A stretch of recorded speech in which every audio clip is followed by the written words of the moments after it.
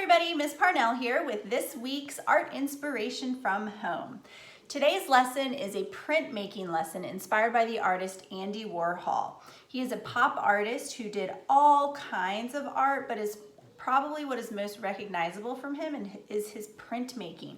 And printmaking allows you to recreate the same image over and over again and easily change out the color, kind of like a stamp. So what we're going to do today is use styrofoam. Now the styrofoam that we used is from my classroom. I order it clean and new. We use the styrofoam as paint trays, to carry things, to hold stuff. We also cut it up to create printmaking. If you have styrofoam at home from some of the groceries you might be getting, you could use that. Just make sure mom or dad washes it really good. And then you can cut it into a shape that you want your stamp to be. I usually just use kind of a rectangle or square shape. And then you want to figure out what it is you want to print. The simpler your image, the better your print will come out. So don't get too complicated with this. It's not something that you can erase if you make a mistake. You want to find a pencil or a colored pencil that has a dull point. You don't want something super pointy. The back of this paintbrush would work really well. And then what you do is you just kind of carve into the styrofoam. So my youngest daughter made a rainbow. My oldest daughter created a cat. And I went with a flower because, again, something very simple. And then what you do is you use markers.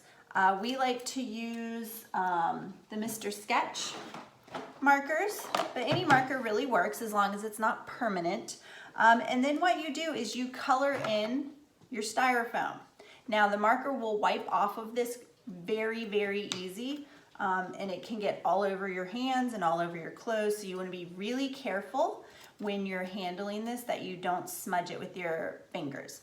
So you just color in the print, or your styrofoam print block however you like, and then press it down into the paper. And then you rub the paper and make sure that you have contact between the paper and your print block. And then carefully pull it up. And when you do that, you get a beautiful print. So here are two that I created based off of mine. It's rainbows from my youngest daughter.